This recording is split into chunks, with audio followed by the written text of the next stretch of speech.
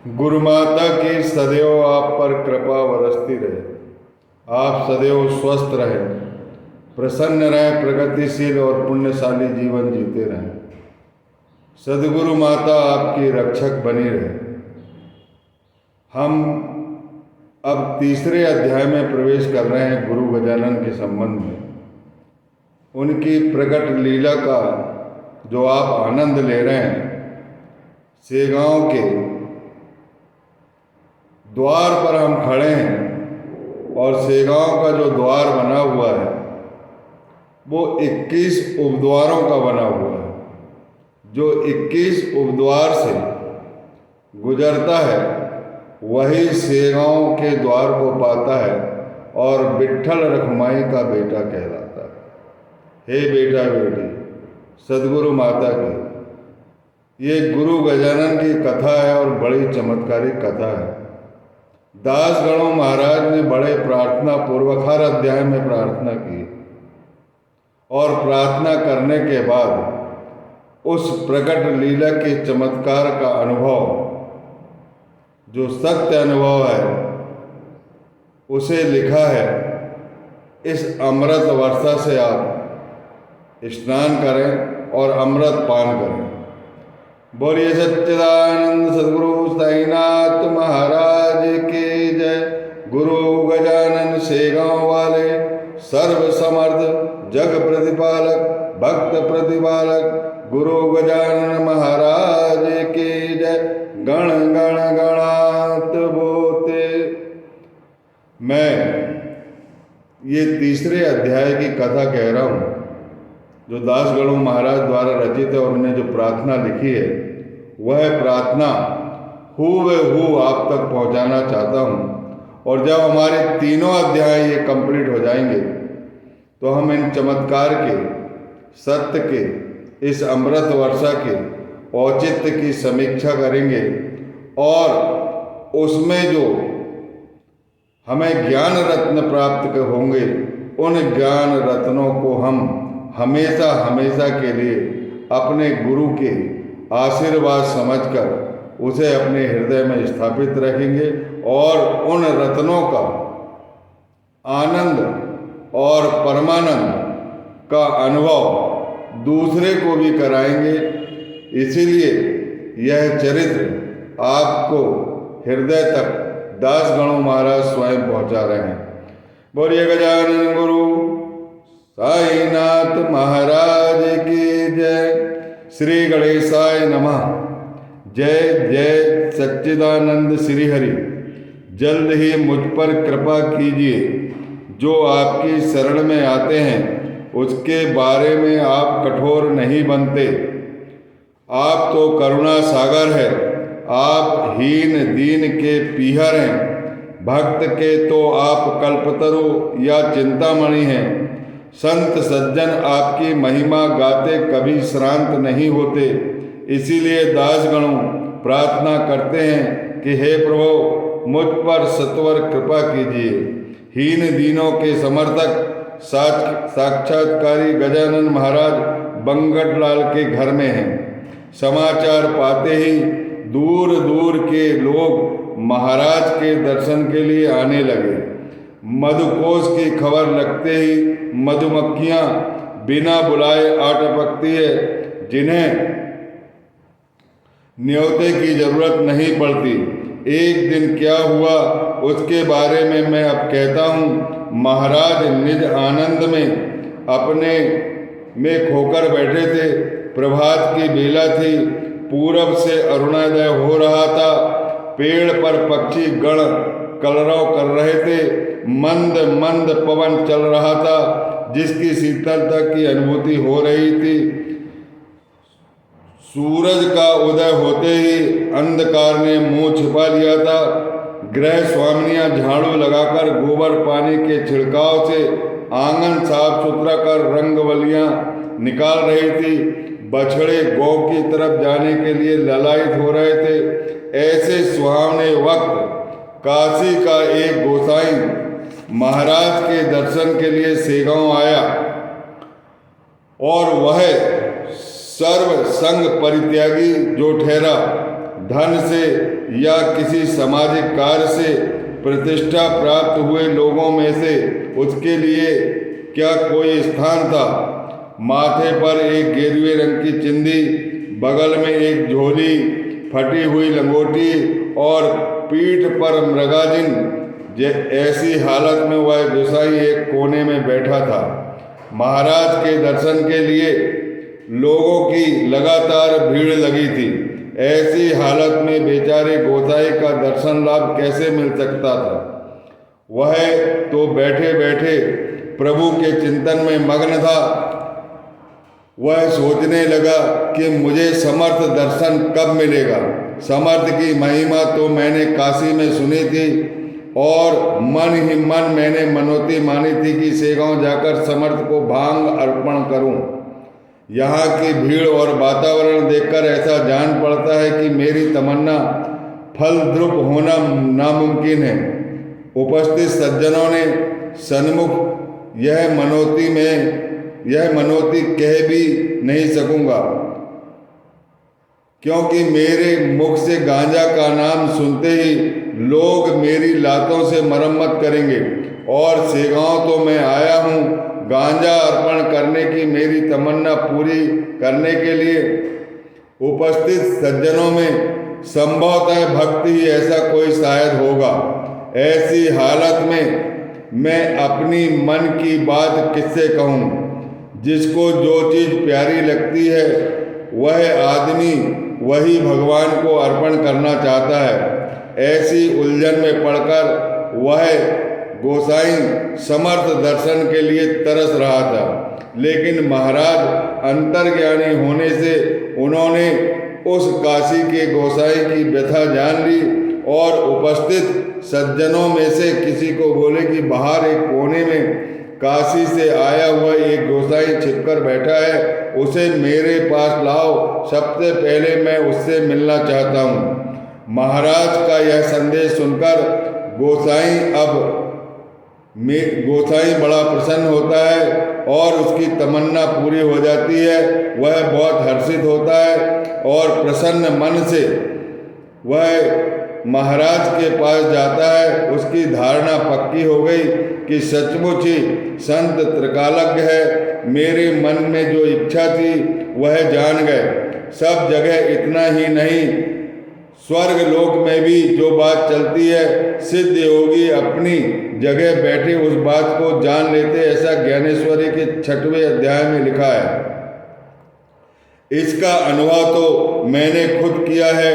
त्रिकालज्ञ महात्मा की जय हो, त्रिकालज्ञ महात्मा की जय हो।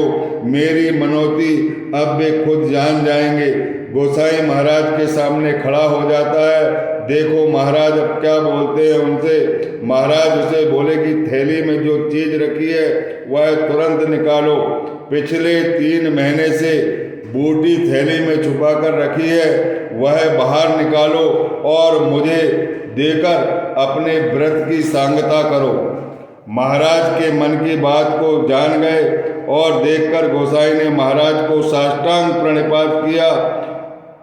उसकी आंखों से अश्रुधारा बह रही थी। वह बालक की तरह उनके चरणों पर लौट गया। गोसाई की हालत देखकर महाराज बोले कि अब उठो और अपनी झोली में रखी हुई बूटी को निकालो। अब मनोती मानी है तो लज्जा शर्म किस बात की है? मनोती मानते समय लज्जा नहीं आई, देने में क्यों आनाकानी कर रहे हो? गोसाई भी बहुत होशियार था। वह हाथ जोड़कर साथ ही डर से नम्रता से बोले कि महाराज तमन्ना पूरी करने के लिए तो मैं बूटी बाहर निकालता हूँ, पर पहले मुझे एक वचन दीजिएगा कि आप गांजा को हमेशा इस्तेमाल करेंगे। यह मेरी मनोवांछित इच्छा है जो पूरी कीजिएगा। मैं अच्छी तरह जानता हूँ कि ऐसी चीज़ आपको ज़रूरत नहीं है, फिर भी बालक की इच्छा का आदर माता हमेशा किया करती है, उसी तरह मेरी आंतरिक इच्छा पूर्ण कीजिए। भक्त जिन चीज़ों की इच्छा करते हैं उसकी तो पूर्ति संत महंतों और भगवान से होती है। अंजनी का वृतांत याद कीजिए। अंजनी तो बानरी थी, उसने शंकर जी से प्रार्थना की थी कि पुत्र के रूप में आप मेरे घर में जन्म लें। उनकी इच्छा त्रिपुरारी ने पूरी की। बानरी की इच्छा पूरी करने में शंकर जी को कोई आपत्ति महसूस नहीं हुई। आखिर मेरी इच्छा तो मामूली सी है, तो आप यूं ही आसानी से पूरी कर सकते हैं। फिर भी आप साक्षात कर्पूर गौरम शंकर जी भगवान हैं, पार्वती कांत हैं, मेरी बूटी का अनादर नहीं कीजिए। यह आपको शोभा देने वाली ज्ञान बल्ली है। इसे ज्ञान बल्ली आपने ही कहा है। इसे इस्तेमाल करने में औरों को जरूर हानि पहुंचेगी, लेकिन आपके लिए यह शोभादायक होगी। गोसाई की बात सुनकर महाराज एक पल सोच में पड़े और तुरंत उसकी बात मान गए। जिस तरह माता बालक की अच्छी बुरी तमन्ना सभी पूरी करती है। गोसाई ने झोली में से बूटी बाहर निकाली और हाथ पर रखकर साफ की और चिलम में भरकर गजानन महाराज को पीने के लिए दी। इस तरह बूटी की कहानी तो कह डाली, जिस पर हर एक को सोच विचार करना चाहिए। गोसाई ने बाद में कुछ दिन बाद सेगांव में रहकर महाराज की कृपा पाकर खुद को भाग्यवान समझा और रामेश्वर जाने के लिए प्रस्थान किया। महाराज ने तब से गांजा पीने लगे, जो आदत से मजबूर होके नहीं, बल्कि लोगों को लीला दिखाने के लिए। वे तो खुद पद्म पत्र की वृत्ति धारण करके निरासक्त होकर निज आनंद में मग्न रहते हैं। उन्हें इन सब चीज़ों की जरूरत नहीं है। फिर भी भक्त की मनोकामना पूरी करना जरूरी है, इसीलिए उन्होंने इसे अपने हृदय और गले से लगा लिया। आखिर सिद्ध योगी से सामान्य लोग थोड़े ही बराबरी कर सकते हैं। गजानन महाराज कभी कभी वेद ऋचा शास्त्र शुद्ध पद्धति से बोला करते थे। वेद ऋचा सुनकर आने जाने वाले जो वैदिक है, वेदांत से पारंगत है, वो दांतों तले उंगलियां दबा लेते थे। इसी से लोग ऐसा अनुमान किया करते थे कि महाराज जात से ब्राह्मण हैं। कभी गवैये की तरह एक ही पद अनेक रागों में गाते थे, कभी गण गण गणांत बोते कहते थे, यह भजन गाते थे, कभी चुप्पी साधते बैठते थे, तो कभी सैया पर सोते रहते थे। वे कभी पागल जैसा बर्ताव करते थे, कभी एकांत स्थान पर जाकर बैठते थे, तो कभी किसी के घर अचानक जा धमकते थे।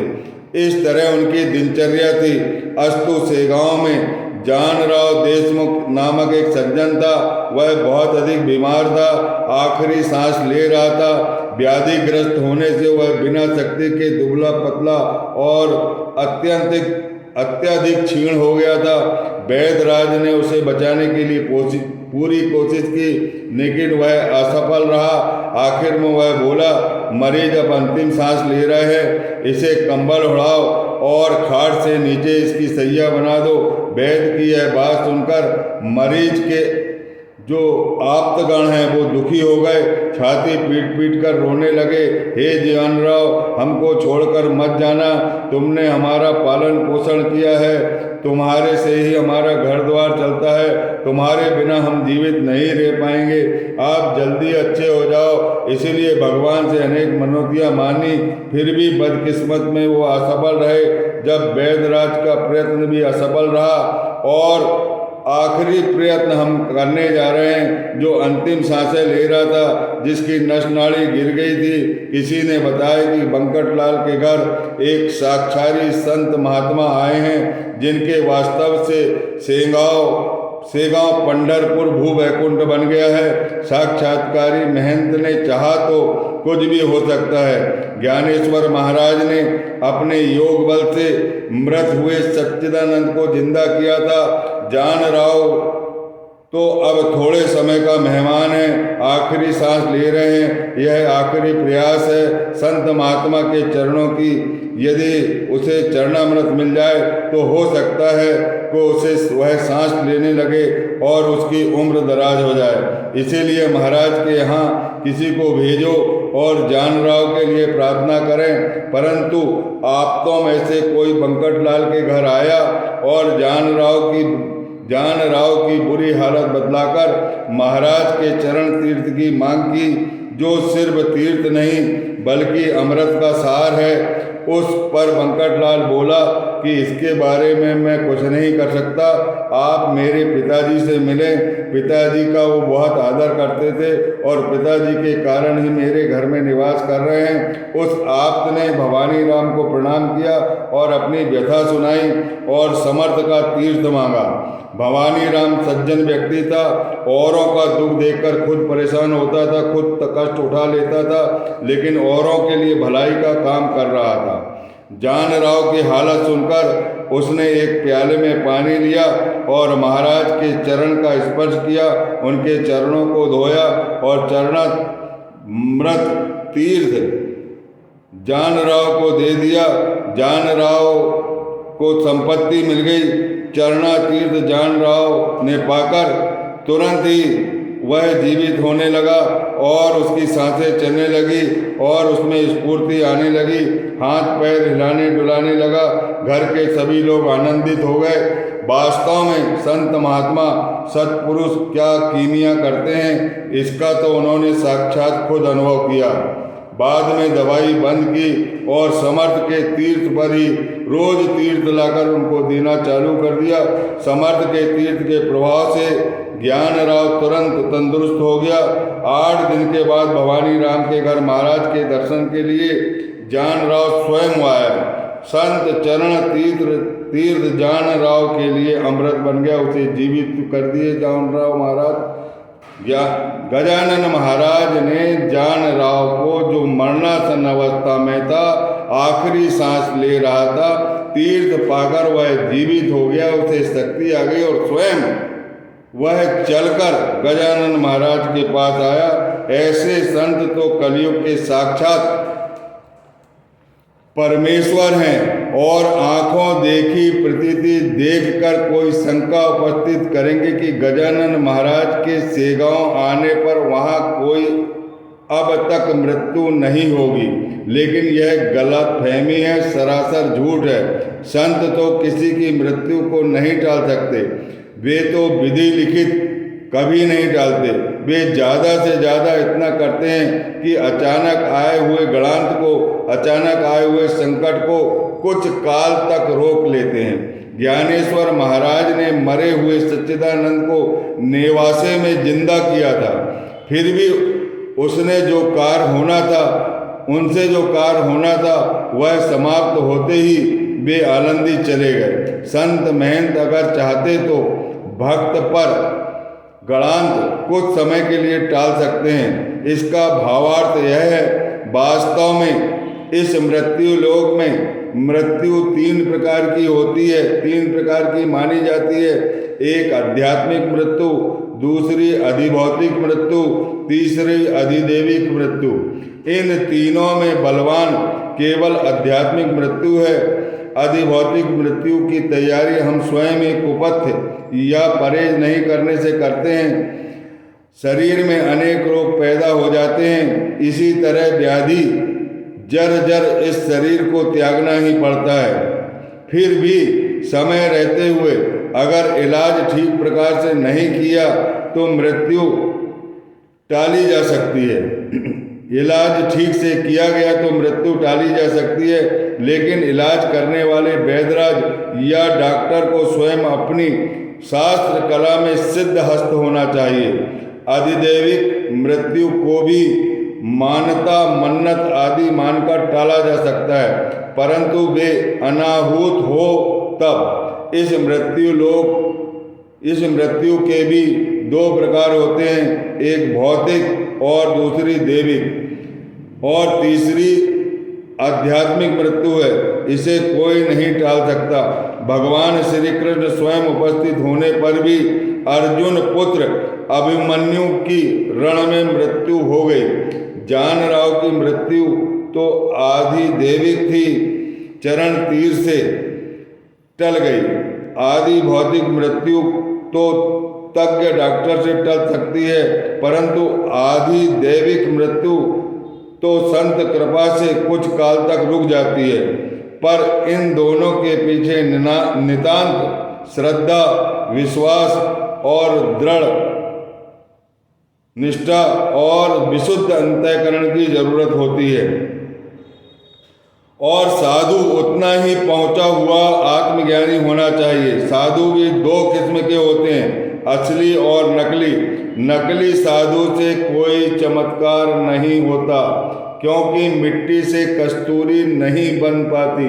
साधु तो षड विकारों पर काबू रहना चाहिए, तभी तो उनसे आघटित कृत्य हो जाता है। इसीलिए लोगों को असली नकली साधु महात्मा को पहचानना बहुत आवश्यक है, नहीं तो साधक व्यर्थ धन बर्बाद करेगा और कुछ नहीं मिल पाएगा, क्योंकि पीतल कभी भी सोना नहीं बन सकता। गजानन महाराज तो असली हीरा थे, तभी तो उनके चरण तीर्थ से जानराव व्याधि मुक्त हो गया। गजानन महाराज के चरण तीर्थ से जानराव देशमुख पूर्ण रूप से स्वस्थ हो गया। इसी खुशी में उन्होंने बंकटलाल के घर एक महाभंडारा अन्नदान का आयोजन किया। चरण तीर्थ से जानराव स्वस्थ हो गया, लेकिन महाराज के आगे अब एक और समस्या खड़ी हो गई। इसी तरह लोगों का संकट मुक्त किया जाए तो प्रापंचिक इसका अनुचित लाभ उठाएंगे। यही काम जारी रहा तो यहाँ भीड़ बढ़ती रहेगी। इसीलिए थोड़ा कड़ा रुख अपनाना पड़ेगा। दूसरे दिन से महाराज ने ऊपर से थोड़ा उग्र रूप धारण किया और उनका यह उग्र रूप औरों को असह्य हो गया, लेकिन निस्सीम जो भक्त है उन पर कोई असर नहीं होता। भगवान नरसिंह का रूप धारण कर आए, सभी लोग डर गए, लेकिन भक्त प्रहलाद को बिल्कुल डर नहीं था। शेरनी औरों को डरावनी महसूस होती है, पर उसका बछड़ा बिना डर के उससे प्रेम करता रहता है, उससे लिपटते रहता है। अस्तु, अब एक नई कथा सुनिए।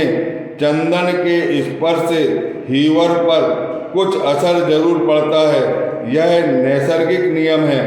इससे यदि हीवर खुद को चंदन मान बैठे तो वह गर्व से फूल जाए तो वह निश्चय ही फजीता पाएगा, संकट पाएगा। जहाँ गन्ना पैदा है वहाँ सेहुड़ भी उगता है, जहाँ मोगरे पैदा होते हैं वहाँ पिंगुल भी आ जाता है। इस तरह जहाँ साधु पुरुष रहते हैं वहाँ असाधुओं का रहना भी संयोगवश हो जाता है। हीरा और कांच एक ही खान में मिलते हैं, लेकिन एक जगह रहने पर भी उनकी कीमत एक सी नहीं होती। हीरे के तेज से कांच में शोभा आती है, फिर भी आखिर कांच तो कांच ही होती है, वह पांव तले ठुकराई जाती है। पर हीरा को राज मुकुट पर विराजित किया जाता है। गजानन महाराज के पास एक ऐसा घमंडी और स्वार्थी आदमी रहता था। वह संत सेवा कर रहा था इस घमंड में संत सेवा कर रहा था अपनी दिखावटी के लिए कि लोग मुझे देखेंगे तो ये समझेंगे कि मैं भी गजानन महाराज के समकक्ष हूँ और उनसे सारे काम करा लेता हूँ। उसके भीतर की भावना कुछ और ही थी। पेड़ा और मिठाई महाराज के नाम पर जो आता था वह बहुत खाता था। औरों को यह बताता था कि महाराज का काम मेरे बगैर नहीं चलता। वह हमेशा डींगे मारता था कि मेरे सिवाय महाराज की सेवा कोई और नहीं करता। समर्थ रामदास स्वामी जी के कल्याण के समान मैं उनका शिष्य हूँ। मैं जो कुछ कहूँ वही महाराज मानते हैं। मैं ही महाराज की चिलम भरता हूँ, उनके खाने पीने का बंदोबस्त करता हूँ और थोड़े में ही महाराज की मैं ही सेवा और देखभाल करता हूँ। ऐसे घमंडी का नाम था माली विठोबा घाटोड़। महाराज तो खुद शंकर जी थे, लेकिन यह अपने को नंदी केश्वर मान बैठा था। नंदी का दर्शन लिए बगैर शंकर जी के दर्शन नहीं होते, इसीलिए वह हमेशा आने जाने वाले लोगों को आंख दिखाता था उसकी यह चालाकी महाराज बहुत दिन से देख रहे थे। एक दिन महाराज ने सोचा कि अब इस घमंडी घाटोड़ को सबक सिखाना ही पड़ेगा। एक दिन बाहर के कुछ लोग सेगांव में महाराज के दर्शन के लिए आए। उस वक्त महाराज सैया पर लेटे हुए थे। महाराज को जगाने की किसी की हिम्मत नहीं हुई और लोग दर्शन के लिए जो आए थे उन्हें अगली जगह जाने की जल्दी थी। अब क्या किया जाए इस सोच में वे पड़े थे। बाद में वह इसी नकली भक्त विठोबा से विनती करने लगे कि कुछ जरूरी काम के लिए हमें जल्द जाना है, यदि आप महाराज से मिला देंगे तो बड़ी कृपा होगी। ऐसी हालत में आप ही हमारी मदद कर सकते हैं। इस स्तुति से वह नकली विठोबा भक्त फूला न समाया अंदर ही अंदर बहुत प्रसन्न हो रहा था और कह रहा था, महाराज को मैं ही जगा सकता हूँ, बाकी कोई नहीं। इससे आए हुए भक्तों की तमन्ना तो पूरी हो गई, लेकिन विठोबा ने संकट अपने लिए मोल ले लिया। जैसी करनी वैसी भरनी, जैसी करनी वैसा फल। उस वक्त महाराज के हाथ में एक लंबी लकड़ी थी। उसी से महाराज ने उस नकली भक्त की पिटाई करना शुरू कर दी। उस नकली घमंडी भक्त की पिटाई चालू कर दी और साथ में बोलते जा रहे थे, यह बेटा घमंडी बनकर अपनी असली स्थिति भूल गया। तूने धर्म के नाम से व्यापार कर लिया। मठ में कई लोग आते थे, उनको तू ठगता है, बिठाता है, भूत का संचार का आविर्भाव कराता है। तेरी नीचता हद से बढ़ गई है। इसका फल तुझे मिलना ही चाहिए। एक तरफ महाराज मुख से ऐसा कहते जाते, दूसरी तरफ उसकी मरम्मत हो रही थी। विष को कभी शक्कर नहीं समझना चाहिए, चोरों को कभी गले नहीं लगाना चाहिए। महाराज ने विठोबा घमंडी भक्त को ऐसा पीटा जिससे वह सह न सका और वहां से भाग गया, फिर कभी नजर नहीं आया। जो पहुंचे हुए संत रहते हैं वो चापलूस और घमंडी भक्त के जाल में कभी नहीं फंसते। ऐसा दास गणु महाराज लिखते हैं। ऐसा करना आखिर खतरा मोल लेना है और सामान्य जन को धूल में मिलाना है। जो असली संत होते हैं वह भगवान पर नितांत श्रद्धा रखते हैं। भगवान ही उनके लिए सब कुछ होते हैं। वे लोगों को ठगना पाप समझते हैं। वे ऐसे पाखंडी संत को अपने नजदीक नहीं आने देते, क्योंकि पतिव्रता स्त्री को वेश्या का फटकना अच्छा नहीं लगता। पीतल की मिलावटी असली सोने को शोभा नहीं देती। असली संत धूर्त आदमी को अपने पास जगह नहीं देते हैं, पर उनके नकलीपन को कभी भुला नहीं पाते। वह पिछला कृतकर्म भोगने के लिए आया है, ऐसा मानकर उसकी तारीफ उतना ध्यान नहीं देते। मोगरा और नागफनी और थुहर ये सारे एक ही धरती पर आते हैं, लेकिन उनके गुण ध्यान में रखकर उनका मोल किया जाता है। मोगरा सुरक्षित करने के लिए नागफनी को जला देते हैं और डांस मच्छरों से रक्षण करने के लिए द्वार पर शेर को बांधा जाता है। संत महंतों के अवतार तो जन कल्याण के लिए होते हैं। उनके पास जो लोग जमा होते हैं उनकी कीमत तो वे उनके प्रकृति धर्म को देखकर किया करते हैं। बेचारा विठोबा बदकिस्मत ठहरा। संत कृपा पाकर भी वह अपने बुरे कर्म के कारण यहाँ से भाग गया, और नहीं तो वह संत कृपा से कृतार्थ अवश्य हो जाता। वह तो ऐसा बदकिस्मत था कि कल्प वृक्ष के नीचे बैठकर उसने चकमक की इच्छा की, कामधेनु से नारियल मांगा। इसीलिए संत कृपा होने पर भक्त को सोच विचार कर मानवीय जीवन धन हो जाए, ऐसा कुछ मांगना चाहिए।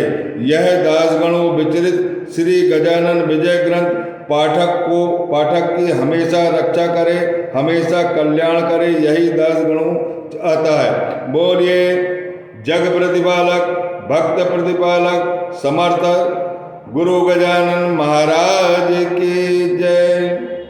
हे बेटा बेटी, ये आपका तीसरा अध्याय समाप्त हुआ। जो गजानन महाराज की विलक्षण इन चमत्कारी कथा को पढ़ेगा उसका मन पवित्र हो जाएगा और अंदर भक्ति और प्रेम की लहर प्रवाहित हो जाएगी। श्री हरि बहुत प्रसन्न होंगे। ज्ञानेश्वर महाराज कहते हैं कि जो संत चरित्र लिखता है उससे श्री हरि बहुत प्रसन्न होते हैं और उससे ज्यादा जो संत कथा का श्रवण करते हैं श्री हरि बेहद प्रसन्न होते हैं और उनके घर के सारे काम करते हैं। ये सौभाग्य से, आपके सौभाग्य से मैं इन कथाओं का वाचन कर रहा हूँ और अगले अध्याय में इन तीनों अध्याय के सत्य की समीक्षा पहले होगी। क्या हमने पाया, गजानन महाराज कब प्रकट हुए, क्या क्या चमत्कार कर दिए उन्होंने, और बंकटलाल के घर कैसे पहुँचे और क्या क्या उपदेश दिए, उनके चमत्कार का हम उससे हमें क्या ज्ञान प्राप्त होता है, क्या आत्मसात करते हैं अपने आत्म कल्याण के लिए, हम जरूर समीक्षा करेंगे इन 3 अध्यायों की और फिर चौथा अध्याय प्रारंभ करेंगे। समीक्षा का केवल एक ही वीडियो बनेगा। हे बेटा बेटी, ध्यान पूर्वक सुनो। साईनाथ महाराज की कृपा है, आप उनके भ्राता गजानन महाराज की कथा सुन रहे हैं। बहुत कल्याणकारी कथा है, गणपति रूप है। महाराष्ट्र में बहुत भुखमरी थी, अकाल ही पड़ते रहता था, कोई कारखाना नहीं, कोई खदान नहीं, कोई कुछ नहीं, लेकिन वहाँ के लोग 2-2, 300, 400, 500 मील चलकर विट्ठल रखुमाई के चरणों पर जाकर गिरते थे। प्यास लगी रहती थी तो एक पीपरमेंट मुंह में दबाते थे और चलते थे। पैसे नहीं रहते थे तो रास्ते में फूल तोड़कर धागे पिरो के माला ले जाते थे विट्ठल रखुमाई के लिए। उनकी ऐसी कृपा हुई, इतने संत महंत आ गए कि सोने का धुआं महाराष्ट्र निकलने लगा और स्वर्ण काल कहलाने लगा। भारत को स्वर्ण काल इन्हीं संतों के कारण कहा जाता है। हे बेटा बेटियों, तुम धन्य हो। आज महाराष्ट्र का नाम महाराष्ट्र इसीलिए मिला, हम अब राष्ट्र में रहते हैं और महाराष्ट्र देखो, महाराष्ट्र के अंदर महाराष्ट्र हो गया संतों के कारण। बोलिए सच्चिदानंद सद्गुरु साईनाथ महाराज की जय। आप भी अति शुद्ध हो जाएंगे, कोई कष्ट नहीं रहेगा आपके घर में और सभी देवी देवता विराजमान होंगे। साईनाथ महाराज से कोई देवता परहेज नहीं करते, आदमी परहेज करते हैं उनसे, लेकिन देवता परहेज नहीं करते। उनके हृदय की करुणा अगाध है। बोलिए सच्चिदानंद सद्गुरु साईनाथ महाराज की जय। गुरु गजानन महाराज